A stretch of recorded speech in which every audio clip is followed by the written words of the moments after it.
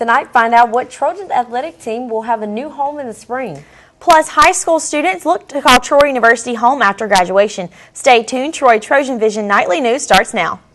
From the high-definition digital production center on the Troy campus, with news from Troy University locations around the world, this is TrojanVision Nightly News.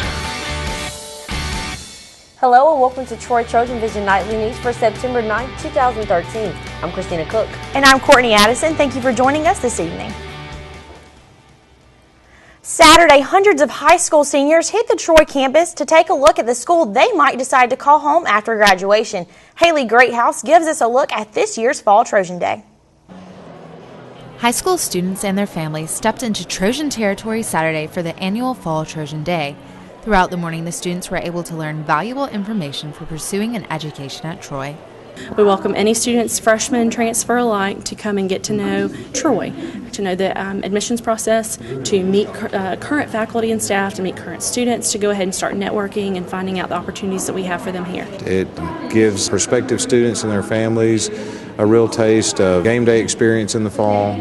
All of our departments turn out. It gives them some opportunity to speak with representatives about their future majors and careers, and it's just a comprehensive day of fun coupled with a lot of information.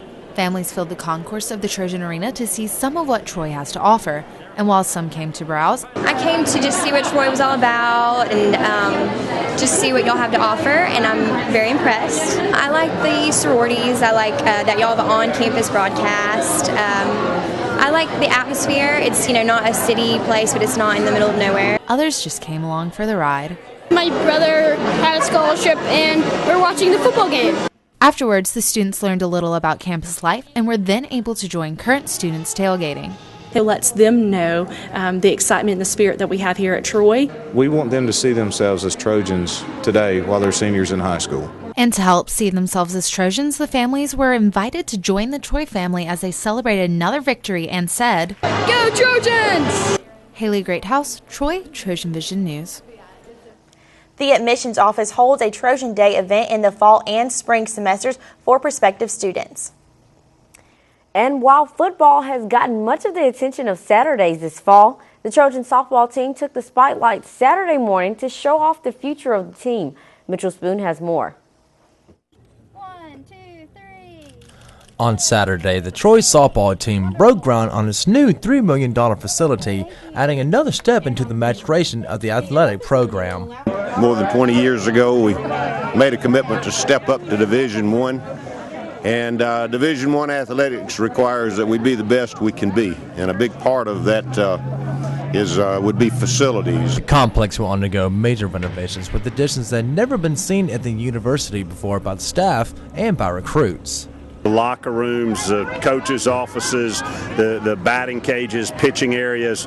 So certainly the facilities, as we've talked over the last year or so, the wow factor is huge in recruiting. And when recruits come to see this facility, it will have the wow factor. We're very excited about the future of our softball program. Coach Melanie Davis is overjoyed at the sight of all the support that has flooded the softball program.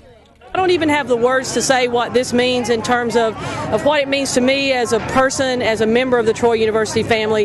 But the fact that the Chancellor is committing the university resources along with our donor dollars to elevate our facility to the highest and the best in the Sun Belt Conference, and better than almost any facility I think in the region, it speaks volumes as to his commitment to our program, to his genuine concern and heartfelt support of our program. For the team, the seniors are exceptionally excited due to the transition that they will experience going from the old field into the new facility. This will be a drastic change, so this year we're probably going to have a drastic performance in the season. So yeah, we're probably going to do really good, and it's going to be a tradition now to win. That's all we have in our head this year. Mitchell Spoon, Troy, TrojanVision News. And the new facility is expected to be completed in time for the softball season to start in the spring. Tonight, Trojan fans will have the chance to get a peek at the work that goes into Troy athletics behind the scenes. Troy Sports Management Club will present their second annual Chalk Talk event that will give chance to hear from and ask questions to Troy coaches, including football head coach Larry Blakeney and director of athletics John Hartwell. Organizers feel this should be a good experience for all Trojan fans.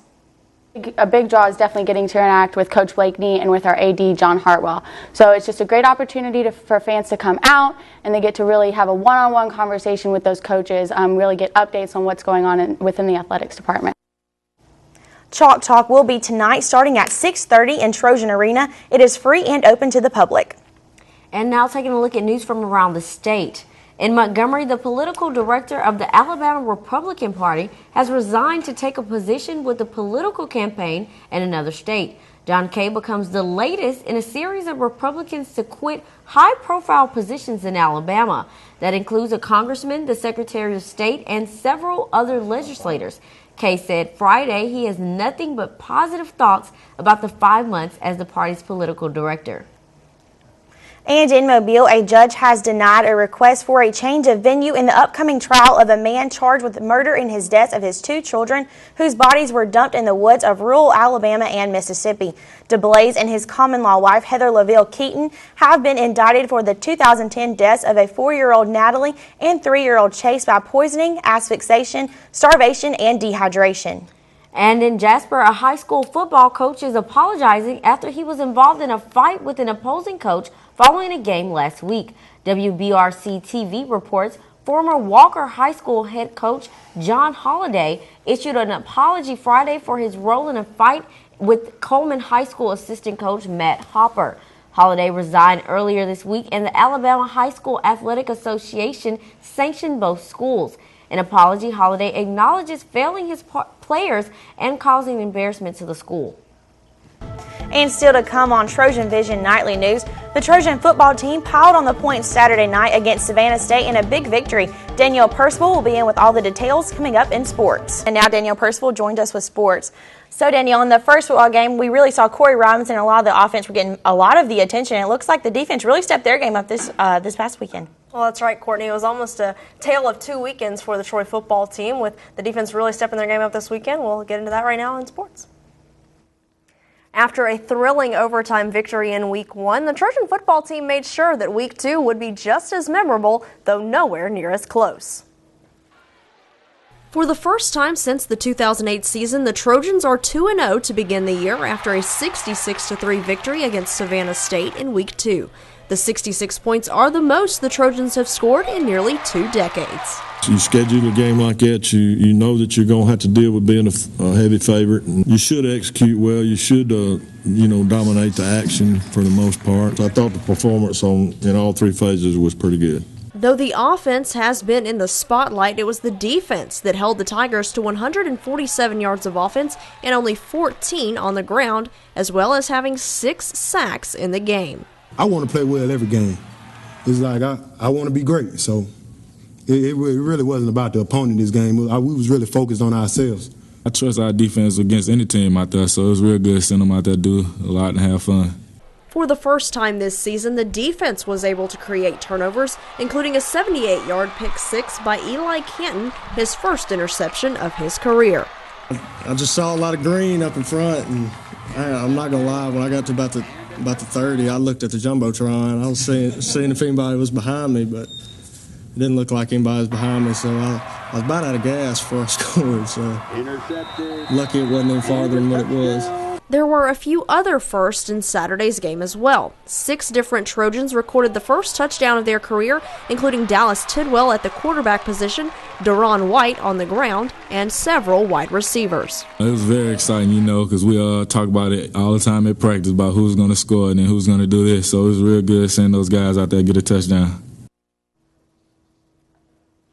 And in the Trojans' victory, defensive end Jadarius Garner was the standout player and received recognition from the conference. Garner was named the Sun Belt Conference's Defensive Player of the Week and is the 3rd Trojan to be given a Player of the Week honor so far this year. Garner finished the game leading the team with 2 sacks, 2 forced fumbles, and 6 tackles. And head coach Larry Blakeney says Garner is a player the Trojans will be looking to implement more often.